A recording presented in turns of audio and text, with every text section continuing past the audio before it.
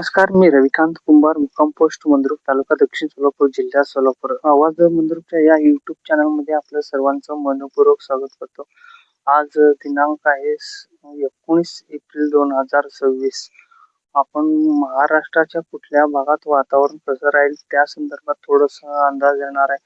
आपण पहिला पश्चिम महाराष्ट्राचा अंदाज देणार आहे. त्यानंतर विदर्भ असेल, मराठवाडा आणि उत्तर महाराष्ट्र आणि कोकण पट्टी याही भागातील आम्ही अंदाज देण्याचा प्रयत्न करणार आहे.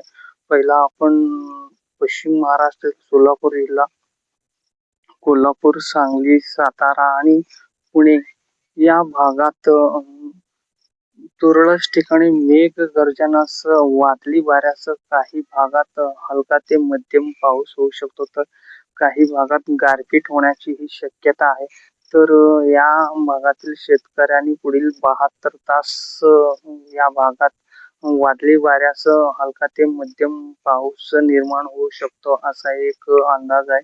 त्यानंतर आपण मराठवाड्याचा थोडासा विचार करूया. मराठवाड्याच्या लातूर असेल, धाराशिव आणि नांदेड आणि बीड, परभणी याही भागात हलका ते मध्यम पाऊस होऊ शकतो असा एक अंदाज आहे. वरचं छत्रपती संभाजीनगर असेल आणि अहिल्यानगरचा भाग याही भागात तुरळक ठिकाणी हलका ते मध्यम मेघगर्जनासह पाऊस होऊ शकतो असा एक अंदाज आहे. आणखीन सांगायचं झालं तर आपण कोकण भागाचा विचार केला तर कोकण, मुंबई असेल, रत्नागिरी, रायगड, सिंधुदुर्ग याही भागात मेघगर्जनासह हलका ते मध्यम पाऊस येणाऱ्या 48 तासात या भागात पावसाला सुरुवात होऊ शकतो असा एक अंदाज आहे.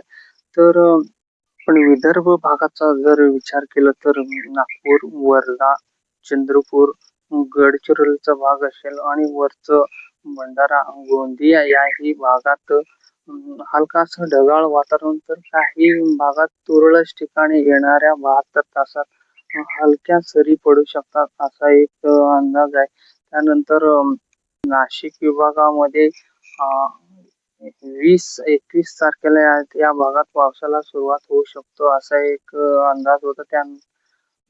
त्यामुळे नाशिक विभागामध्ये येणाऱ्या 48 तासात मेघगर्जनासह हलका ते मध्यम पावसाला सुरुवात होऊ शकतो. त्या भागामध्ये नंदूर, धुळे, जळगावचा काही भाग आणि नाशिक या भागामध्ये तुरळक ठिकाणी हलका ते मध्यम पाऊस होऊ शकतो असा एक.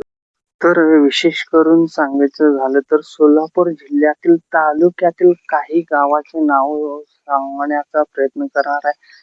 त्या भागात पाऊस होऊ शकतो, वादळी वाऱ्यासह काही भागात गारपीट होऊ शकतो. त्या भागातील थोडस अंदाज देण्याचा प्रयत्न. पहिला आपण संपूर्ण अक्कलकोट भागामध्ये येणाऱ्या 72 तासात हलका ते मध्यम पाऊस, तर काही भागात गाराही पडू शकतात असा एक अंदाज आहे आणि विजाही पडू शकतात असा एक अंदाज. तर आपण बार्शी असेल, उत्तर सोलापूर असेल, मोहोळचा काही भाग असेल याही भागात मेघगर्जनासह हलका ते मध्यम पाऊस होऊ शकतो असा एक अंदाज आहे. त्यानंतर आपण दक्षिण सोलापूर भागाचा विचार करूया. या भागामध्ये येणाऱ्या 72 तासात हलका ते मध्यम मेघगर्जनासह काही भागात वादळी वाऱ्यासह पाऊस होऊ शकतो असा एक अंदाज. तुरळक ठिकाणी गारपीटही होऊ शकतो असा अंदाज आहे. आपण पाहायला गेलं तर गावानुसार मी सांगण्याचा प्रयत्न करणार आहे की येणाऱ्या 72 तासात या भागात पाऊस पडू शकतो. म्हणजे पुढील 3 दिवस, आजपासून पुढील 3 दिवसात या भागात पाऊस होण्याची शक्यता आहे.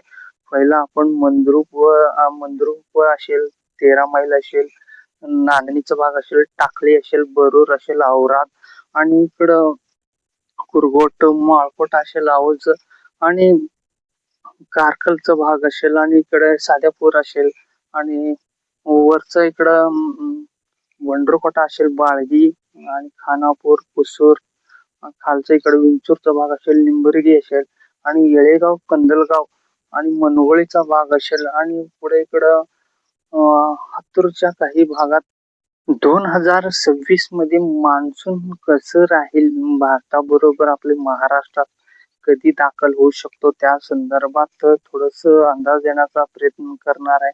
तर आपण आवाज मंद्रुपच्या या चॅनेलला सबस्क्राईब करा, जेणेकरून ज्यावेळी मी व्हिडिओ अपलोड करतो त्यावेळी तुमच्या नोटिफिकेशनवर हा व्हिडिओ डायरेक्ट आपल्या मोबाईलवर वरच्या बाजूला येऊ शकतो. कुठल्याही ग्रुप विना आपण सबस्क्राईब करा, चॅनेलला लाईक करा, जास्तीत जास्त शेअर करा. शेतकऱ्यांपर्यंत आम्ही सटीक आणि अचूक अंदाज देणार आहे. पश्चिम महाराष्ट्रातील सर्व शेतकऱ्यांना मी सांगू इच्छितो की येणाऱ्या 72 तासात परत एकदा आपल्या भागात, म्हणजे पुढील 3 दिवसात परत एकदा आपल्या भागात पावसाचा धुमाकूळ पाहायला मिळू शकतो. काही भागात विजाही कडकडू शकतात, तर काही भागात विजा पडू शकतात. त्यामुळे शेतकरी बांधवांनी थोडस सावधान राहावे. काही भागात वादळी वारेही निर्माण होऊ शकतात, तर काही भागात तुरळक ठिकाणी गारपीटही होण्याची शक्यता आहे.